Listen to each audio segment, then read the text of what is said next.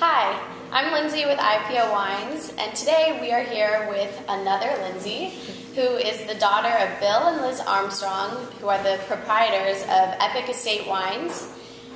This winery is located in West Paso Robles in the central coast of California, my home state.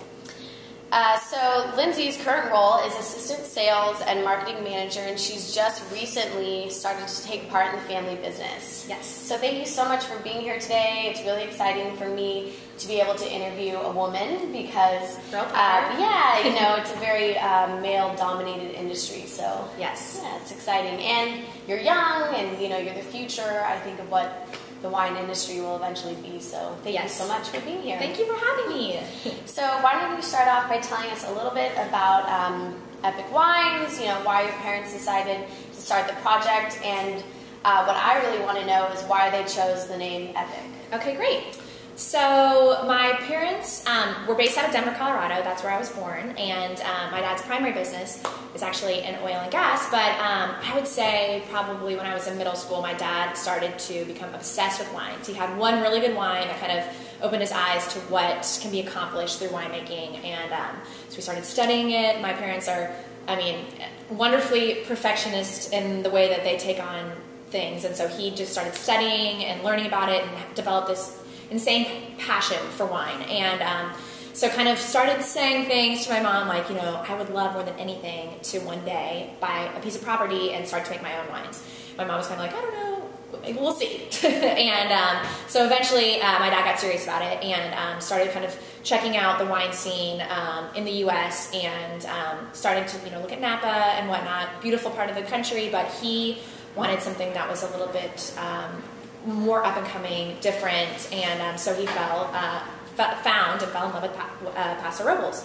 And my dad's a geologist by his first job, so he fell in love with the lands there, the calcareous soils, the limestone, and so kind of found this one piece of property and they bought it in 2004, and our first vintage was 2007. And in terms of the name, we went through a few, a lot are taken, but my parents are both, actually I've already mentioned that my dad's a geologist, but my parents met at Southern Methodist University in Dallas, and they were both geology majors. They say they fell in love at field camp. In geology, epic is a unit of geological time, so there's different epics through history, but it also can just mean a period of grand or remarkable events, and so that just kind of encompasses this whole new project of buying a vineyard, and so it's a remarkable time in their lives, and we all have different periods of remarkable events, and so that's kind of why we chose the name Epic.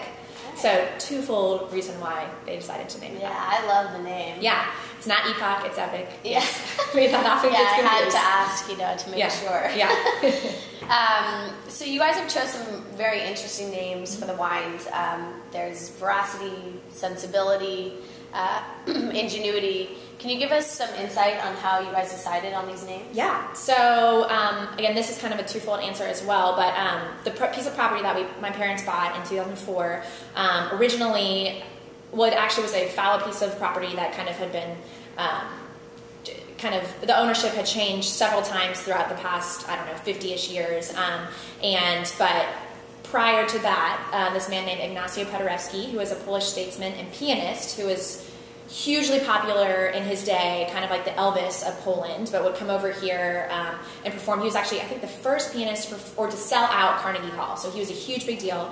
He had one piece of property in the U.S., and it was that vineyard in Paso Robles. He actually went there for the sulfur there. His bones were weak, and that's what drew him to the area, but he fell in love with Paso and started to actually grow vines there on our property, and he was the first to grow Zinfandel and Petit Syrah in the area. And so this was, I think he had the property in 1913.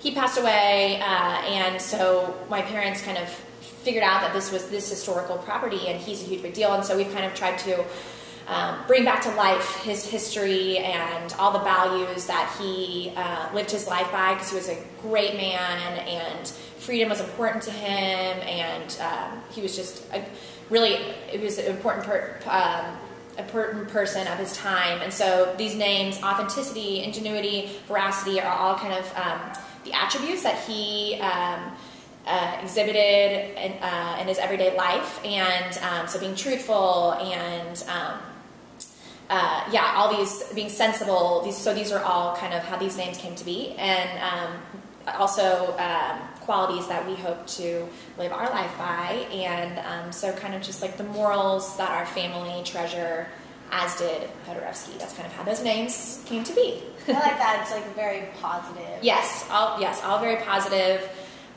ways to live your life and to grow your wines and all those good things. So that's kind of how the names came to be. Cool. Yeah, I like that.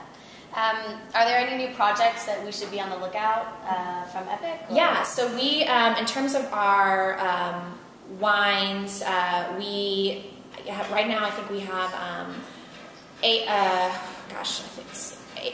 we have 10 varietals that we grow, and we're really trying to build out our white and rosé program. It's very small right now, and it's only in the tasting room. And to actually recently to our allocation list, but our members. But we're trying to build that program out more because rosé is one of our fans and our family's favorites. So we're going to try to build out that program and increase our production there. And then in terms of our actual facilities in Paso, we recently purchased the Old York Mountain property in Paso, which is another historical property in town. And actually, Ignacio Podorevsky would take his fruit and have it produced at York Mountain.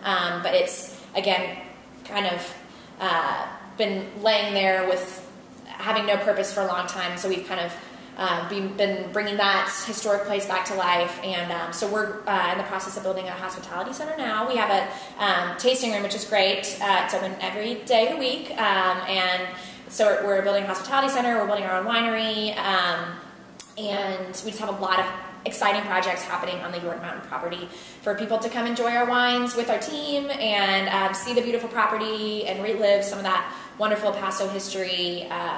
So those are some of the big exciting things that are happening at Epic right now. Cool. Yeah. I mean, I love your reds, but I definitely look forward to trying some whites and hopefully some rosé if we can get some of that out here. That would be good. So I know that you just started being involved with the business, and I know that you do have some siblings. Are they involved at all? And do you hope to eventually take over this business? So this is very new. Technically speaking, I'm very new to Epic.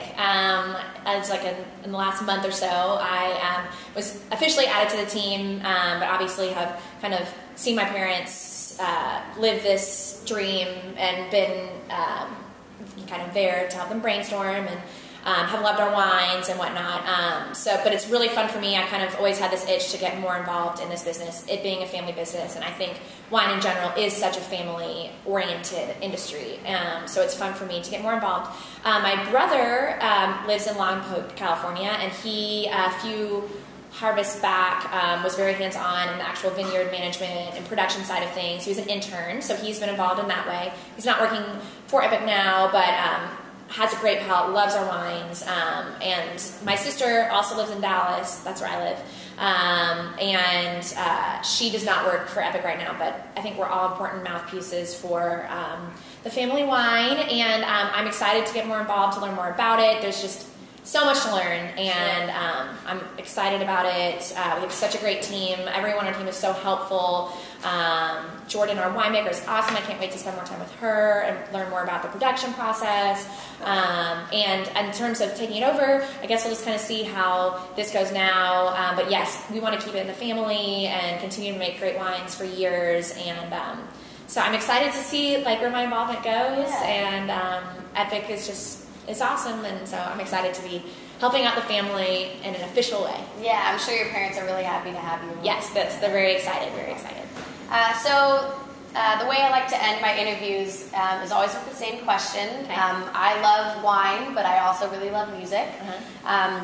So I would like to know, what is your favorite bottle of wine, and what song would you pair it with? Okay, so my favorite bottle of wine, I love all of our wines, so I'm going to stick to answering that in an epic way. My favorite bottle of wine is our rosé because of the experience that comes with drinking it. I think when I think of rosé, I think of like it being a beautiful day in Paso or in Dallas or in anywhere, and I'm spending time with friends or my family, and so it's just kind of like a good, positive feeling drink. Just kind of encompasses fun, and so if I had to think of a song to go with it, my guilty pleasure, I really love Shania Twain, and when I think of rosé, I think of Shania Twain, and so I might listen to